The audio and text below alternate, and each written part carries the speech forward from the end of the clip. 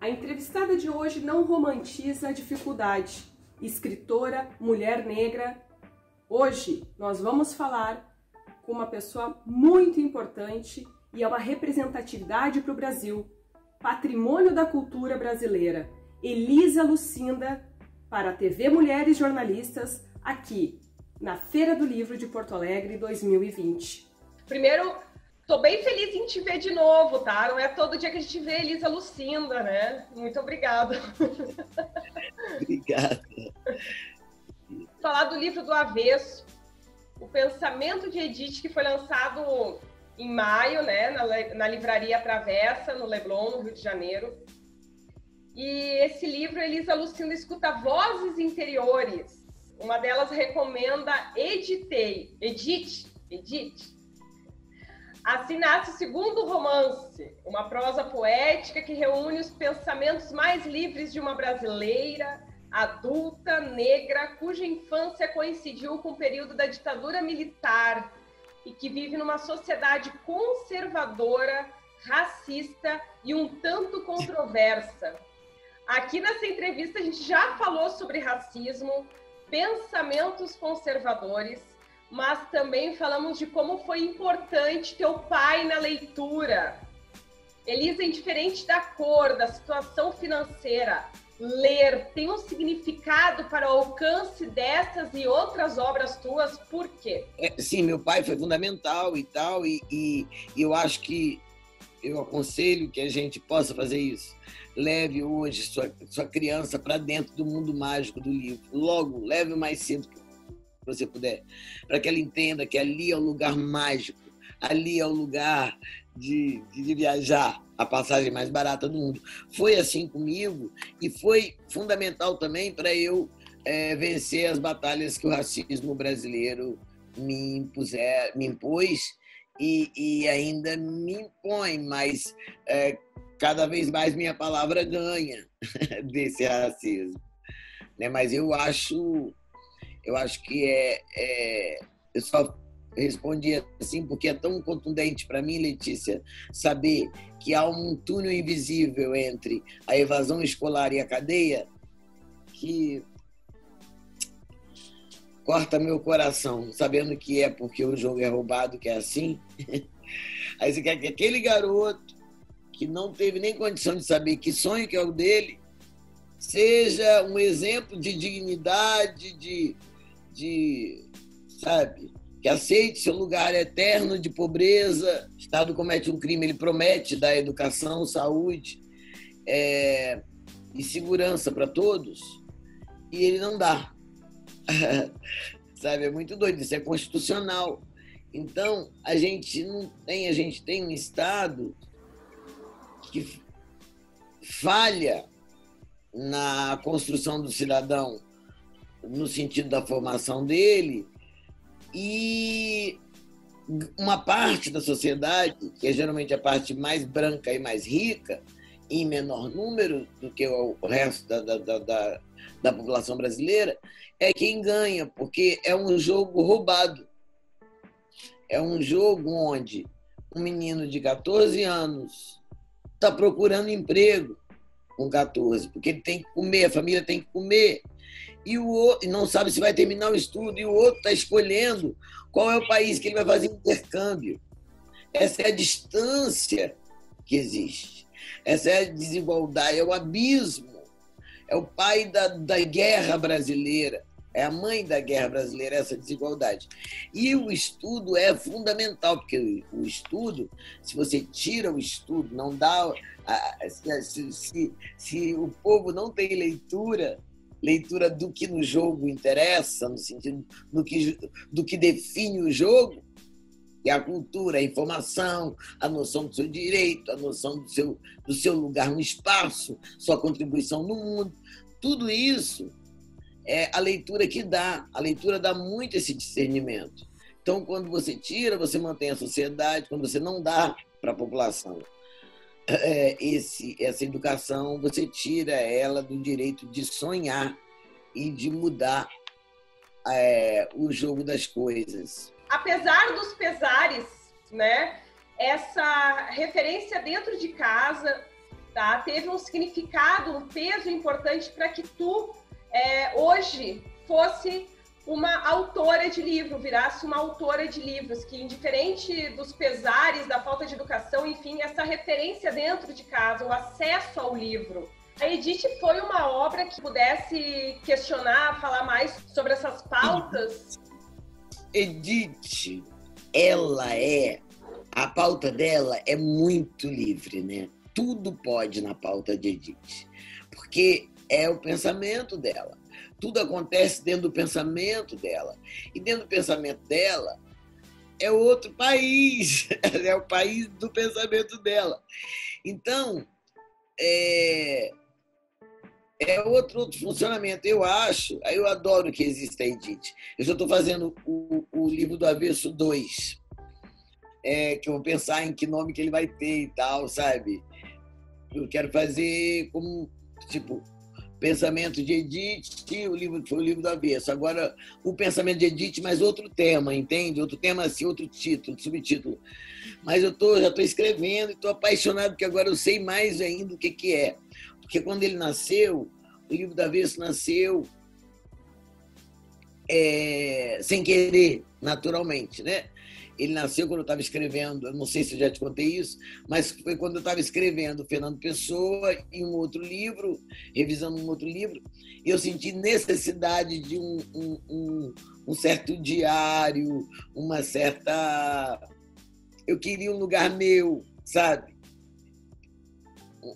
Um caderninho dentro de mim, onde eu pudesse escrever os meus sentimentos, meus pensamentos, as coisas mais sem censura, o avesso, sem nenhum rigor, nem estético, nem... Por enquanto, na ideia era só uma raiz de inspiração, podemos dizer, e que tivesse aquele escoamento. Aí eu botei no meu bloco de notas avesso e comecei a jogar os pensamentos ali. E depois, um dia, uma das vozes que falam nesse livro virou para Edith e falou: Edith, isso já faz muitos anos. Virou para a personagem e falou: Edith. E foi muito natural, que eu nunca nem tinha pensado nesse nome na minha vida. Veio esse nome. E aí eu achei que era uma coisa de vários pensamentos que mereciam a edição de cada leitor. E aí, bom, juntei tudo aquilo e vi que tinha um livro e deu no que deu. É um sucesso, as pessoas adoram. Eu acho que ele aciona o avesso de cada um. Entendeu?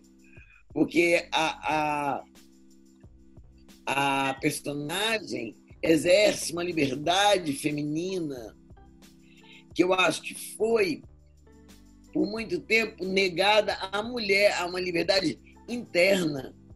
Eu conheço mulheres que estão aprisionadas dentro delas. Não conseguem se libertar daquela educação que recebeu desde pequena, que tinha que obedecer ao homem. Então elas não conseguem... Elas apanham, às vezes são até fisicamente, poderiam até ser mais fortes, mas serem mais fortes que o seu agressor. Mas ela está muito minada, sua força está muito minada para ela dar um chute no saco dele, desculpa eu falar. Entende? Mas é isso, para poder ela se livrar. Que isso? Eu posso até apanhar, mas eu vou bater, hein? E no livro, no livro se aborda os questionamentos como costumes religiosos, né? E tem muito a ver com essa tua fala de agora, né? Questionar o porquê que eu sou assim, talvez. Quais seriam esses questionamentos religiosos que tu aborda dentro do livro da Edith? Assim, que questionamento é esse? E por que é tão importante questionar isso ali dentro? Porque a Edith é um alter ego meu, né? A Edith é um alter ego e tem coisas dela, tem coisas minhas nela. E eu fui uma criança educada na Igreja Católica. E muito mais tarde, eu briguei com a Igreja Católica quando eu tinha uns 15 anos, mais ou menos, quando me veio assim na cabeça uma frase. Sabe quando você começa a entender pensar naquela mitologia, naquela crônica, naquela história? E aí eu falei assim, peraí, gente, alguém transou com Maria. Alguém transou com Maria. Maria tinha um caso, um noivado com José. Apareceu um anjo que disse, Irene, eu vi com essa coragem de olhar aquilo, mas eu tinha 15 anos. Eu falei, bom, certamente só por pensar isso eu vou para o inferno. Mas isso fez eu desacreditar muito na Igreja Católica. E aí eu fui entendendo várias coisas. Eu não gostava de ver Jesus tão machucado. Eu achava que o símbolo dele devia ser ele na melhor forma dele, não aquela dor. Tudo isso foi muito cedo. E eu trouxe isso para a Edith. Estudei em colégio de freira, sabe? E aí tem muitas hipocrisias, tem muita homossexualidade que não é assumida pelos religiosos, que se escondem atrás de uma, em geral, claro que há exceções, mas de um celibato. Então, tudo isso eu boto na Edith, que eu acho que é isso. Acho que pegou também grandes gerações sofreram. E depois eu soube, quando eu vi que a igreja tinha sido amiguinha, parte, cúmplice da escravidão, aí, meu bem. Então eu pus tudo lá. Mas o link que eu queria fazer é que as mulheres demoraram a escrever. Os homens escreveram por muito tempo e escreveram o pensamento deles sobre as mulheres. Entende? Porque o homem não sabe o que uma mulher sente, sabe? Ele pode imaginar, é difícil saber. Sempre no lugar de fala da gente, né? Sempre no nosso lugar de fala. Então tem os grandes romances, Madame Bovary, então aquela mulher, é um amante. Então isso tudo é a visão masculina da mulher. Agora, a mulher ainda não escrevia. Quando a mulher começou a escrever, ela começou aos poucos a dar conta do seu sentimento, mas não falando de sexualidade. Quem falava de sexualidade virava pornografia, como Cassandra Rios. Mulher não podia falar de sexualidade. Mulher direita. O silêncio, houve um silêncio. Esse silêncio nos matou por anos. Esse silêncio ainda faz muitas mulheres apanharem o silêncio, porque o silêncio colabora com o agressor. Por isso que eu acho que esse livro aqui ele é tão libertador. Não que ele seja inaugural, há muitas mulheres escrevendo hoje, mas ele tem essa anarquia. É um livro fácil de ler, ele é numerado, né? Não tem título, então cada pensamento tem um número. Então você pode abrir a página que você quiser como um oráculo. E eu gosto muito da prosa poética. Eu adoro o livro, adoro. A Edith ouve vozes, suas e alheias, que tentam reprimir instintos mais subversos. Que instintos seriam esses? Seria tipo, assim, um freio para não falar tudo? Essa voz que está sempre na cabeça da Edith, a voz que ela ouve uma voz, na verdade, sempre, que é uma voz, a voz que ela, uma das vozes, é verdade, mas essa voz que ela ouve, principal, é uma voz mais repressora, que é como se fosse de uma avó, de um antepassado, uma coisa que sabe, reprime, que tenta dar alguma ordem nesse lugar onde ela vive, né? Ela vive dentro do pensamento dela. A rigor, ela não sabe que a gente está lendo. A Edith não sabe que está lendo. É o diário da Edith. É um diário da Edith. Ela, inclusive, é como se tivesse um caderno dentro do pensamento dela. Agora, por exemplo, no segundo livro, eu já descobri a profissão dela. Ah, é? Qual é? Ela é cozinheira, ela cozinha. Olha bem, veja só. Ela tem uma empresa chamada Comidinha da Mamãe. Então, mas só que assim, você contrata ela para uma festa do seu aniversário, ela vai cozinhar para os seus amigos e você quer comida japonesa, então é a comidinha da mamãe japonesa, comidinha da mamãe vegana. Ela sabe cozinhar vários estilos. Então, ela pode estar num lugar chiquérrimo, cozinhando para bacanas, ou pode estar num lugar mais simples, cozinhando para outras pessoas que não têm tanto dinheiro. Mas isso me dá também mais propriedade, porque eu gosto muito de cozinhar. Então, vai ser bom compor uma personagem com certa... Né, e cozinhar é cultura, né? É cultura, é muito cultura. Olha aqui, é para você entender o que ela vai cozinhar nessa casa. Aqui, olha isso aqui. Já vem Diamantina esbaforida para contar para mim que Leleco finalmente levou um pé na bunda da filha dela, a Nenê, que descobriu que até engravidar a amante ele engravidou. A filha de Diamantina bisbilhotou, é bolsa, é carteira, é computador, e acabou descobrindo que a amante dele abortou. Leleco implorou, Liete, implorou para a amante, Liete, se você tiver esse filho, meu casamento acaba e minha mulher dá uma surra em nós dois. Ninguém sobrevive não, minha mulher é o cão. Diamantina falou que Liete não aguentou a pressão e abortou no 3º mês. Edith, Nenê falou que a tal da Liete tomou até chá de maconha. E funciona? Diz que é papum. Diz que Liete falou para todo mundo ouvir que se não funcionasse, ela ia enfiar um talo de mamona, deixava lá um dia e já era. Olha, Edith, eu sou sogra tem má fama, mas eu nunca gostei de Leleco. Dei graças a Deus que acabou. Fiquei olhando para ela tão bonita, mas tive que me despedir, que já estava na hora de eu ir preparar o jantar de aniversário de Dona Violeta Jardins Magalhães Alcântara de Lopes. Uma mulher muito bonita e muito rica que me contratou para preparar a comida toda do jantar da família. E eu estou agora na casa dela pensando essas coisas. Achei a cara da Viviane, filha dela, tão branca, meio amarela e muito triste. Viviane acabou de chegar do nosso apartamento em Milão. Viviane adora Milão. Uma vez ficou lá 2 semanas. No tempo que eu tô aqui na cozinha, a Viviane só apareceu agora. E eu cheguei de manhã, hein? Veio tomar água, andando devagar na cozinha imensa. Mal me cumprimentou. Eu vi ela achando a geladeira longe. Quer que eu pegue água para você, Vivi? Fez que não com a cabeça. Sussurrou um pode deixar com lágrimas nos olhos. Tô achando que não teve Milão é nada. Eu tô achando que Viviane abortou.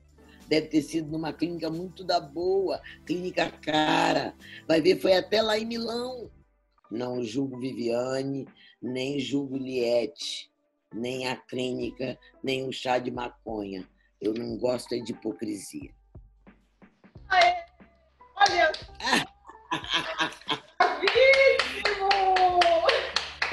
Não é? Fiquem então aí com, né, a voz da pessoa, né, recitando seu livro. E é um poema, não é um livro, é um poema. É um poema. Ai, Letícia, que bom! Vocês são muito queridos mesmo, esse povo desse Porto Alegre. Assim, não, porque para mim é uma prosa poética, mas assim, é só para você entender que, tipo, com isso, ela fala de tudo, lindo. Sabe? Lindo! Fiquem com a voz de Elisa Lucinda recitando o livro, gente. Tem coisa melhor, fazer um podcast desse pedaço aí. Não, eu tô querendo fazer um podcast dos 2 livros. Tô doida para fazer. Maravilhoso, maravilhoso. Um áudio, porque ele tem assim, muitas coisas. O primeiro lugar que eu lancei o livro do Avesso foi em Porto Alegre, no Festival Porto Alegre. E eu fui lançar, e eu li um verso, um pensamentinho desse tamanhozinho, que fala assim, do livro do Avesso 1, que fala assim: fui infiel com Vitor outra vez, ainda repeti. Fui infiel e repeti. Tome, tome, tome. Que isso? Ele disse. Eu respondi: é chifre, é chifre, é chifre. Simples assim. É só isso. Sabe o que aconteceu? Os artistas têm uma memória impressionante. O que aconteceu é que as pessoas aplaudiam, gritavam, a mulherada lá em Porto Alegre. Um negocinho de 3 linhas. Então eu vi que eu acho que proporciona uma liberdade. Como a gente, milenarmente, tomou muito mais chifre do que acho que se botou, por mais que as mulheres também coloquem. Tem essa história, né, dos homens terem várias mulheres, não sei o quê. Eu acho que as mulheres se sentem meio vingadas, sabe? Coisas, fui lá e fui infiel com o Vitor, mas tem, Elisa, tu é uma representatividade. Eu te falei, às vezes a tua humildade é tão gigante que o aplauso, claro que tem a ver com o conteúdo, mas a tua representatividade, ela é gigante para o país. Tu faz parte de todo o patrimônio cultural aí do nosso país. Tu é o nosso patrimônio cultural, hein?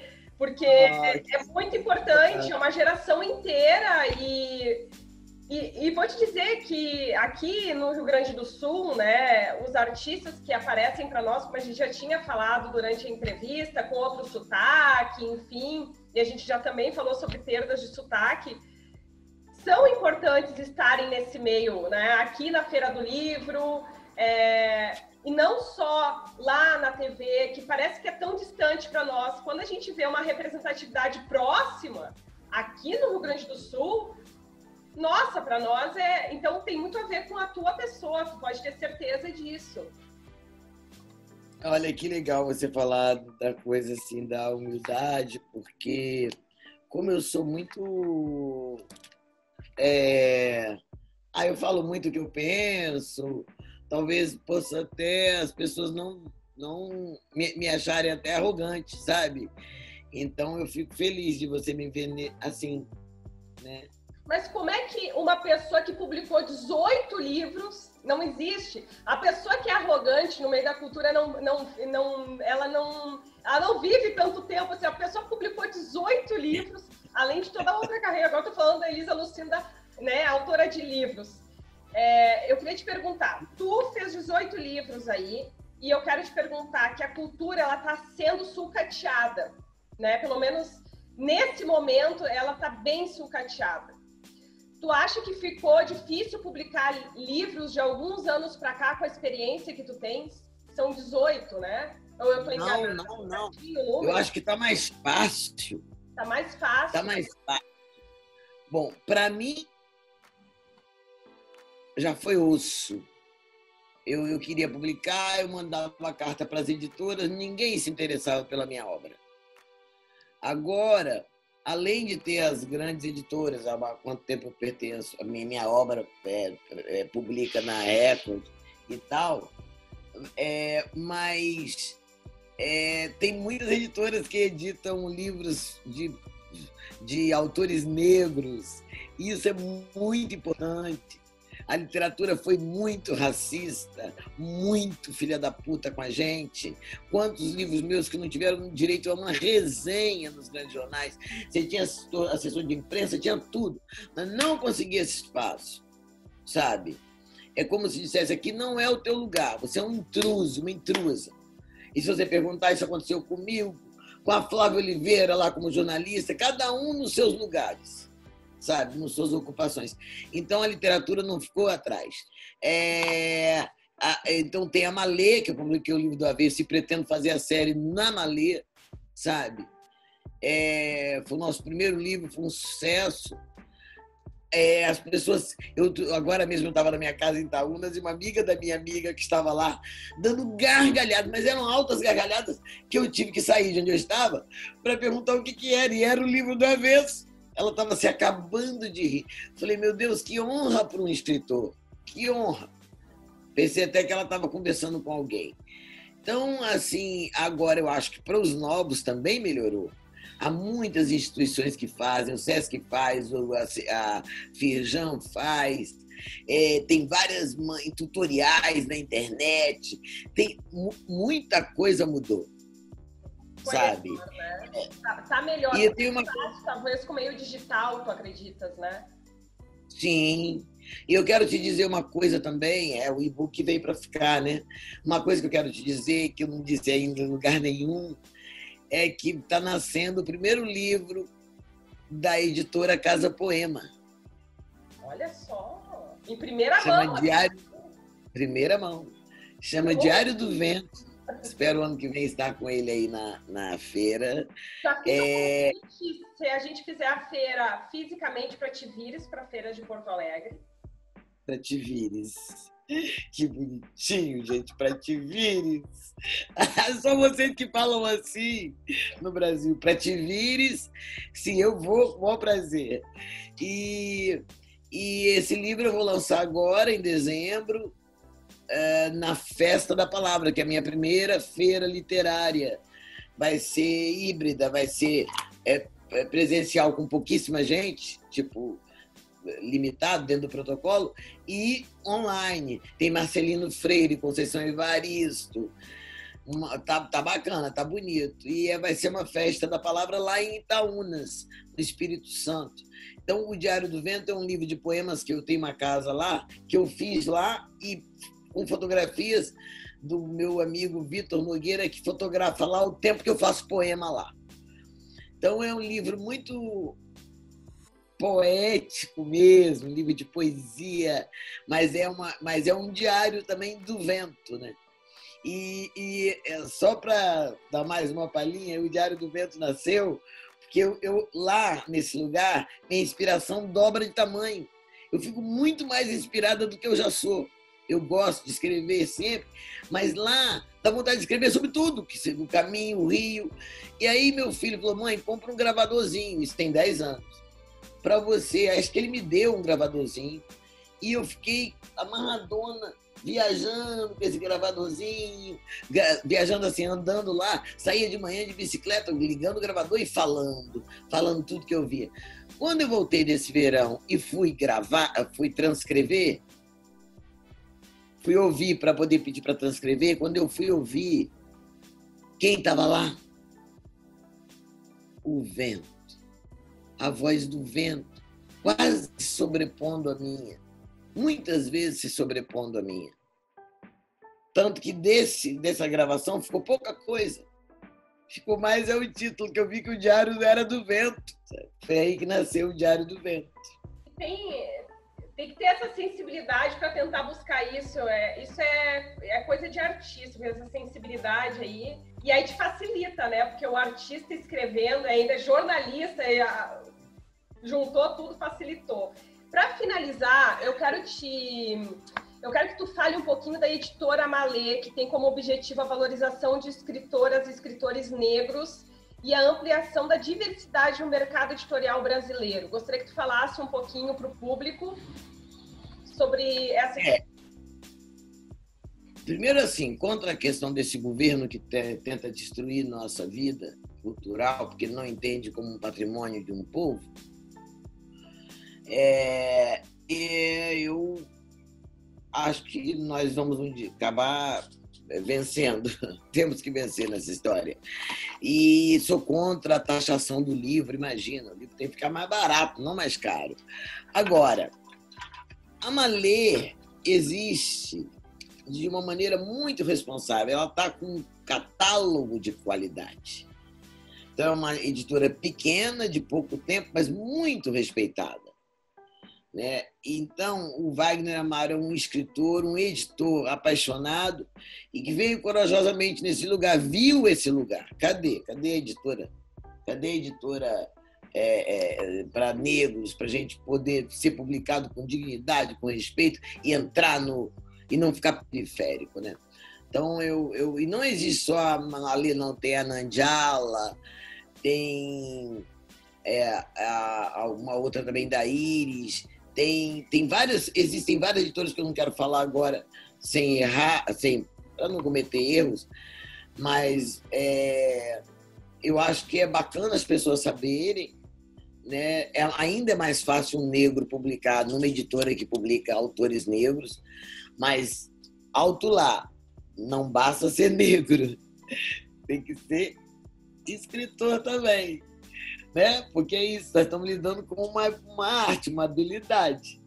Né? Porque as pessoas ficam pensando, não estou falando só para os negros, é que tem pessoas que pensam que uma editora que publica livros de autores negros publica qualquer coisa porque a pessoa é negra. Não é esse o objetivo, pelo contrário, é iluminar um pouco as narrativas tão hegemônicas que a gente tem né, com o nosso saber.